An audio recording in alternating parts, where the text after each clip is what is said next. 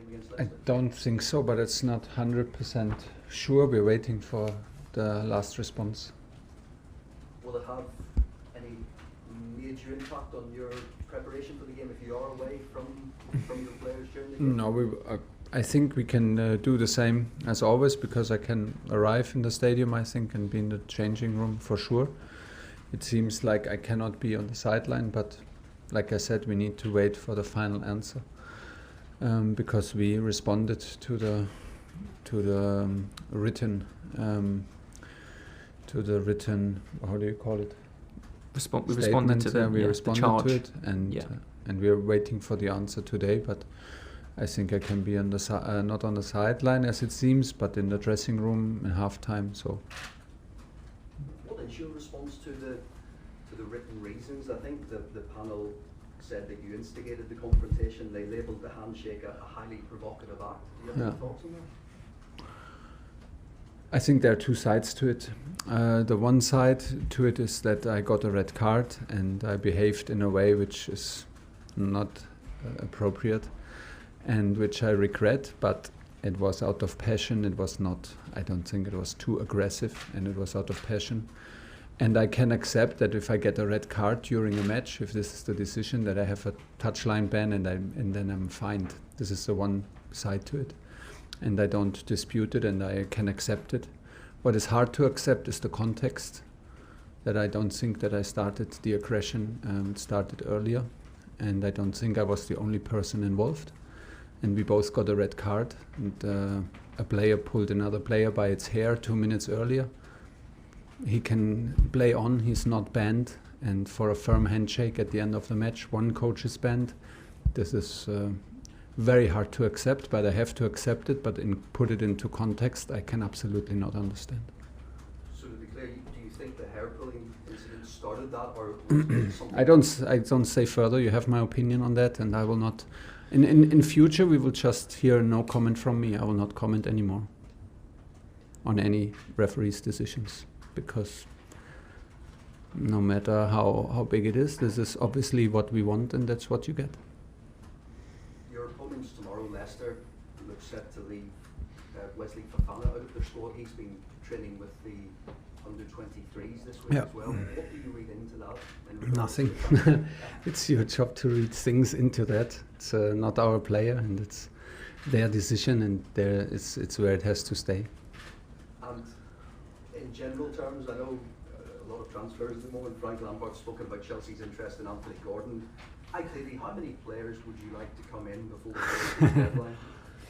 We have some ideas, but maybe nobody comes in. It's not a long window anymore, so it closes soon, and the focus is on the things we can influence, and everybody else is not our decision. Because no matter what we want, there are always several parties involved who have to agree. Thanks, Thomas. Good luck. John Southall, BBC. Hi Thomas, how are you? I am good. How would you describe your mood, your frame of mind at the moment? Obviously you have the league results, you're trying to bring players in, you've had the FA charge, the ban, fine. Yeah, if you condense it like this, it sounds horrible, but and the ban comes from the Tottenham game where my mood in general was very good and I was very happy. Of course, we were disappointed and still are disappointed with the result. Also with the way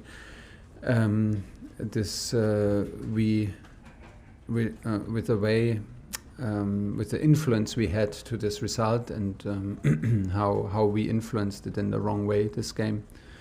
There are several things we can do better, need to do better, but it's not the moment to lose our head. It's not the moment to lose our mood. It's not the moment to get moody, angry, and carry that around for too long.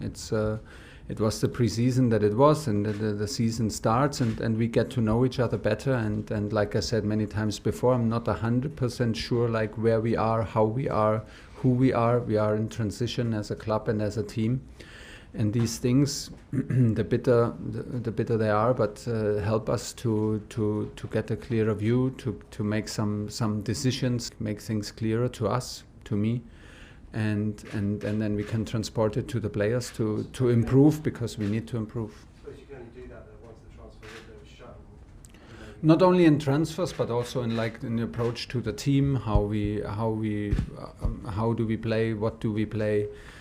Where do we need to improve? It's not only about shouting for players. I think the squad was strong enough to win a match in Leeds, and by far too strong to lose 3-0. So this is where everything starts, and the transfer window has not, and the opinion for the transfers has not changed much, or maybe not at all. We knew since weeks what we would ideally have and would ideally add to the group. But I'm far too experienced in this job on this level that I know that not every wish can be fulfilled. And so it's like I said, we have our own stuff to improve, and it sharpens our vision on our own team, and this is where the focus is. How's N'Golo? Obviously, he's massively important to you. Who? N'Golo. Yeah. When will he be back, do you know? Talking about weeks, talking about 4 weeks plus, which is, of course. So I think I told you in the end of last season that he is our key player normally, that he gives something to our team that no other player in the world can give to any other team. So that makes him a key player. If your key player is out, it's a situation that you don't like, and of course you have to deal with. But it has huge influence, of course. Kovacic is back, isn't he? It's back in the group. N'Golo is the only one who did not train now through this week, so everybody is back in training. Kova is back in the group and ready to play some 20 minutes. PLP.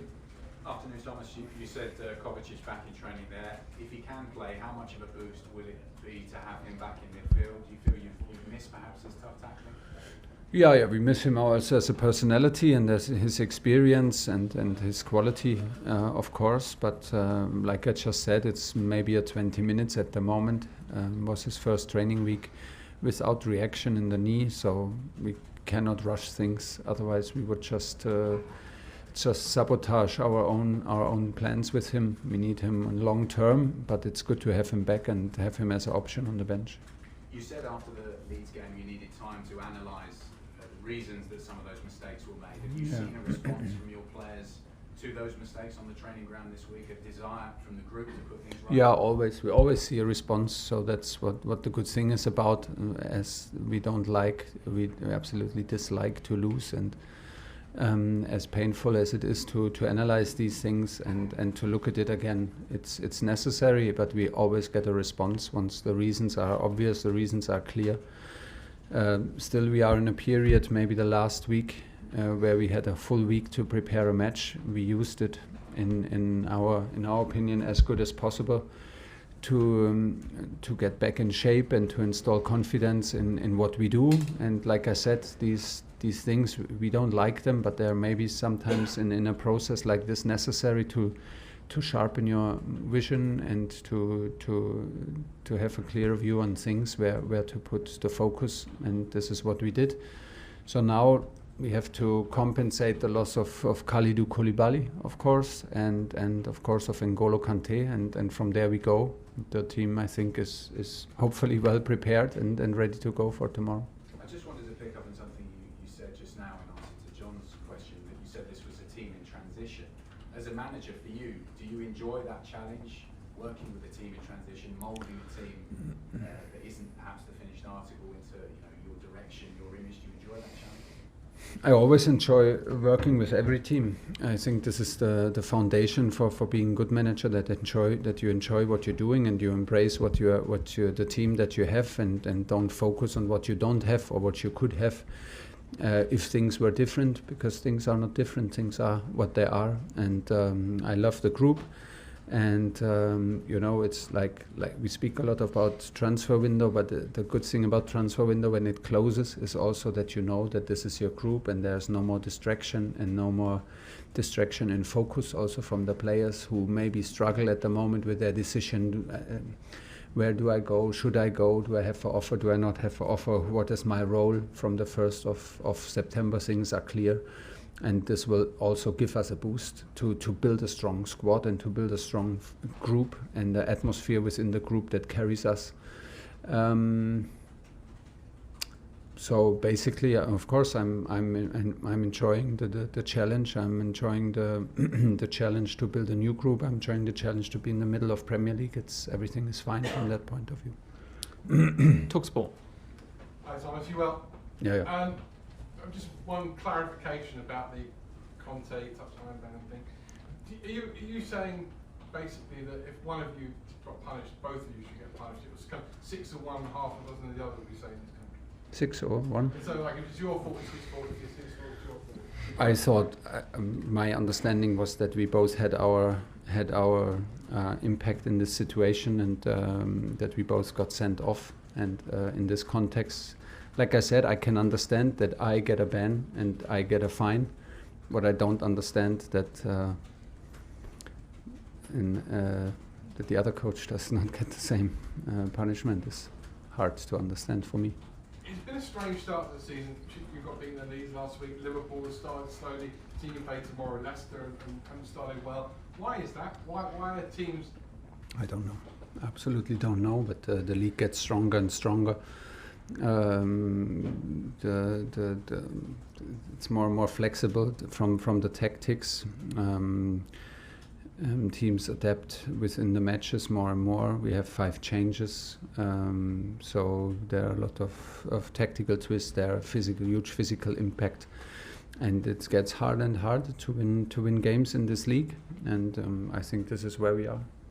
And finally, Champions League draw yesterday. Your thoughts on it, and of course, whereas Erling Haaland's going back to Dortmund, Lewandowski's going back to Bayern, you're going to be seeing Fikayo tomorrow. I cannot care less about all the other groups. No. I only care about our group, and we need to be fast with away tickets, because I think the family of Mateo Kovacic is at the moment buying the whole contingent that we have, because it's in Austria, in Croatia, and his former club, former city, and he played for Inter, and we are playing AC. So I think he's buying all the tickets that are available. So this is where the focus is right now from everybody to catch some tickets for family and friends. It's a nice group for you. You're happy with it? It's always a difficult group. Always. I have never experienced Champions League in an easy group, and I can just I don't care about the names, and I don't care about in which league, and if this is our level, not our level. If we have to, we want to go through. This is very clear, and I have only experienced difficult group phases, even if it looked maybe from outside that it was like easy and clear. These matches are tough because it's the toughest competition, and I'm happy that I will play against some teams and in stadiums where I've never played before, and from there we go. Okay, last question in this section, Nick Pule. Thomas, can I just check, did you appeal that, the touchline ban then? And then also with N'Golo missing, do you have to tweak the tactics, because you say he's such a special, such a unique, he's a unique player, do you have to kind of slightly tweak what you do to take advantage of that? So just on the ban first, did you appeal? Yeah, we answered, and we wait for the final answer, but I don't think that it will change something. So in the moment, I think that I will be banned from the touchline, and that's it. And we're trying to have the best solution for this scenario, which we will have, and the team will be well prepared and will be not an excuse.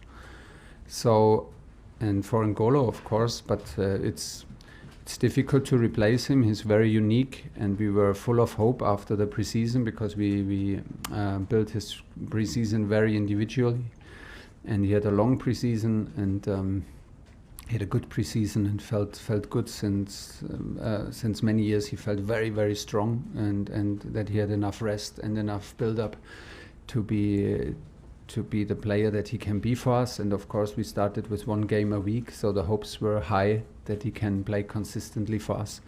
If we build another system, I don't know. I mean, we have trust in our players, so it will be in the same system. We played, unfortunately, many games without him in the structure. It will be slightly different because every player is a bit different, and that is then the challenge, to adapt to this and use different players differently.